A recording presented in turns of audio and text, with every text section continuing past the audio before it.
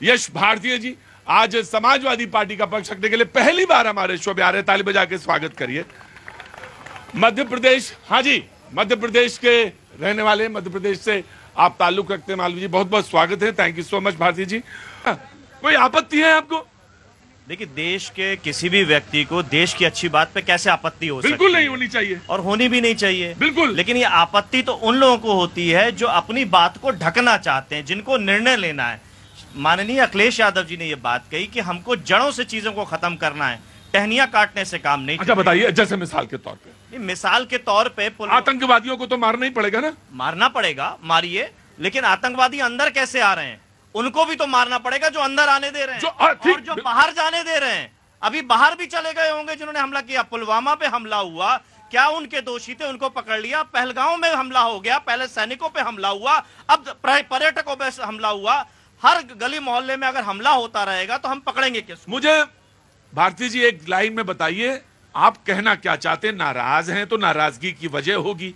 अगर आप देशभक्त की तरह की जो तमाम सारी धारा जुड़ी हुई उस पर हैं तो खुल के बोलिए, नाराजगी की वजह बताइए।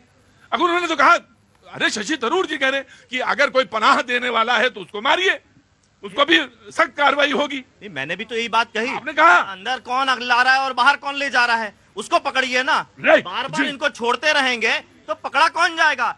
जब हम नहीं, ये तो आपको जवाब देना है कि छोड़ना चाहिए या नहीं। ये समाजवादी पार्टी को जवाब देना है कि कौन छोड़ रहा है कौन नहीं छोड़ रहा है। मैं ये जानना चाहता हूं, आतंकवाद का मुकदमा चल रहा है किसी व्यक्ति को और वो आतंकवाद की तारीखें कर रहा है, आप भारतीय जनता पार्टी में शामिल करके उसको सांसद का टिकट देंगे, सांसद बनाएंगे। कौन? और जब सांसद बन जाएंगे तो देश की रक्षा समिति में सदस्य भी बनाने का काम करेंगे। कौन आतंकवादी है? ठाकुर। आतंकवाद का मुकदमा चल रहा है या नहीं चल रहा? टिकट मिला?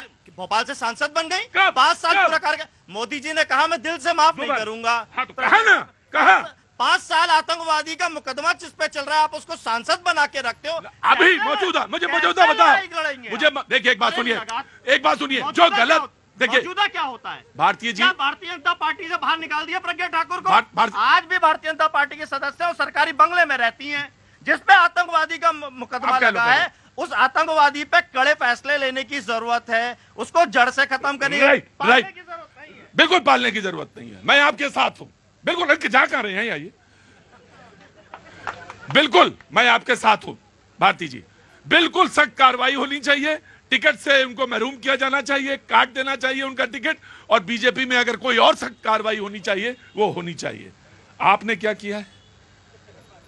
सत्ता में जो है, अरे अब लो, पत्थर वही फेंकेगा, पत्थर वही उठाएगा जिसकी बनियान और कमीज का रंग एक ही जैसा होगा, वही पत्थर उठाएगा। इधर आओ बिलाल साहब। बिलाल अब रुकिए, now you wait, now you have to wait. Bilal sir, ये जो बहका रहे हैं और मतलब हम लोगों को दिग्भ्रमित कर रहे हैं, मैं सम्मान के साथ पूछना चाहता हूं, माननीय अखिलेश यादव जी के पिताजी माननीय स्वर्गीय मुलायम सिंह रक्षा मंत्री थे, और जो ये पनाह देने की बात कह रहे हैं कि रक्षा मंत्री वो थे कि आतंकवादियों को जो पनाह दी जा रही है, रक्षा पॉलिसी को तय करने वाले आप थे, आतंकवादियों को कंधार से लाने वाले आप थे।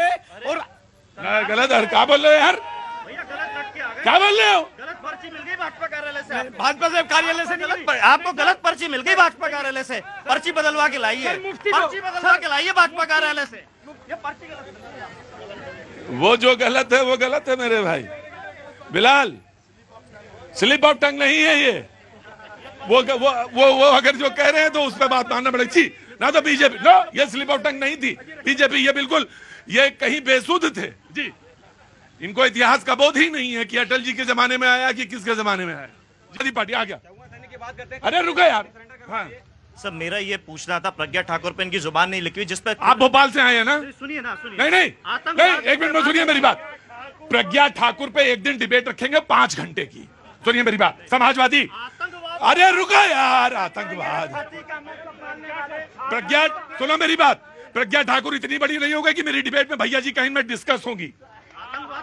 आतंकवाद है। और दूसरी बात सुनो, दूसरी बात ये सुनो, दूसरी बात सुनो, जिसके थाली में 72 छेद होते हैं उसको बोलना नहीं है। कैसे 72 छेद हो गए?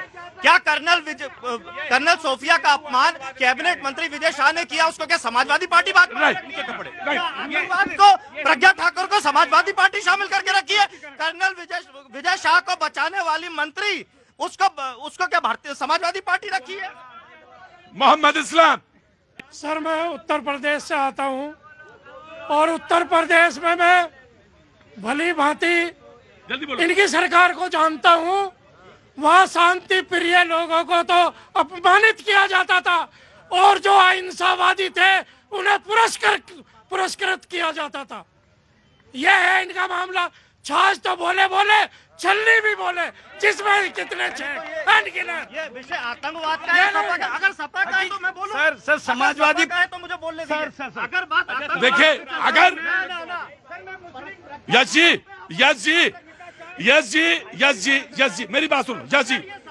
यस जी बिल्कुल, मैं 2.5 घंटे आपको समय दूं, लेकिन यस जी आप मेरी पहली बार डिबेट। अरे यार यस, एक मिनट मेरी बात सुनो, रुको एक मिनट रुकिए। यस जी, if you have any new fact about anyone, you please approach Supreme Court. और अगर राजनीति करना है तो वो जगह वहां है, मेरे यहां नहीं। अगर आपके पास प्रज्ञा ठाकुर के खिलाफ, सुनिए मेरी बात, राजनीति कुर्ता पहनने से राजनीति नहीं होती है और टोपी लगाने से भी नहीं होती है। मैंने बता दिया। हाँ, अगर आपके पास कोई फैक्ट है, आपके पास समाजवादी, अगर आपके पास कोई फैक्ट है, आप सुप्रीम कोर्ट कल खुलेगा, आप जाइए और एक अपील दायर करिए और गिरफ्तार कराइए उन्हें। जी देखिए, पहले तो देखिए कई बार मन ये बड़ा बेचैन रहता है कि जब ये विपक्ष के लोग कुछ भी, जैसे भाई साहब कुछ भी आए बाएं साएं, जैसे होता है ना कि डिबेट में आना कुछ भी बोल, अगर उस पे बोला जाए कि भाई संकट मोचन मंदिर के, मैं आपको एक चीज आपको बता रहा हूं, सुनिए मेरी बात। ये सुनिए मेरी बात, मैं बात सुनिए। विजय शाह ने अपमान किया, वो एक मिनट, बिल्कुल आप उसको पाल रहे हो विजय शाह को, फालतू। ये संकट मोचक मंदिर में आतंकवादियों को छोड़ते हैं बैठ के। अगर यही बात, अगर ये चर्चा यहाँ पे आज हो रही है ऑपरेशन सिंदूर की, उस पर डिबेट हो रही है, तो कार सेवकों पर गोली चलाने वाले की चर्चा की जानी चाहिए। और ये भाई साहब आम आदमी पार्टी वाले कह रहे कि इंटेलिजेंस ब्यूरो, अरे आप देखिए, सबसे बड़े देशभक्त तो भाजपा वाले लोग हैं। और क्यों है देशभक्त? उसका देशभक्त का प्रमाण यह है कि भारतीय जनता पार्टी के राष्ट्रीय कार्यालय इसी दिल्ली में बैठ के इनका राष्ट्रीय देश की रक्षा सौदे में दलाली करेगा, उसी कोर्ट से सजा पाएगा। और बंगारू लक्ष्मण भारतीय जनता पार्टी का राष्ट्रीय अध्यक्ष होते हुए आपको नहीं मालूम? आपसे बचाओ क्या यार, झूठ बोल रहा है पागल आदमी है। नहीं जानते बंगारू लक्ष्मण को, ये नहीं जानते। भारतीय जनता पार्टी के कार्यालय में बैठकर राष्ट्रीय अध्यक्ष रहते हुए दलाली करते हुए पकड़ा गया, कोर्ट से सजा हुई। यही राष्ट्रभक्ति है इनकी, यही प्रज्ञा ठाकुर है, यही विजय शाह है, ये लंबी फॉरेस्ट है इनकी। और जिस तरीके से अभी इनके विधायक ने बोला है, यही राष्ट्रभक्ति। और इनके साथ डिबेट करना क्या है? जिस व्यक्ति के पास कुछ का कंटेंट नहीं, कुछ भी कुछ आए माए साए झूठ बोले, अरे वैसे क्या कहा जाए? आज हम सजा नहीं हुई, मैं आपसे डिबेट करना उचित नहीं समझता हूँ। आप हमेशा किसी मानसिक रोगी के अस्पताल, आराम से ये भी एंटरटेनमेंट आप कर रहे हो, किसी मेंटल हॉस्पिटल में आपको ट्रीटमेंट कराना भाई, आप कर रहे हो। इन्होंने भी एक नाम लिया, उनके बारे में भी आप कुछ फरमाएंगे? कहना चाह रहे हैं? ये कह रहे आजम खान एक हैं, क्या उनका मुकदमा है?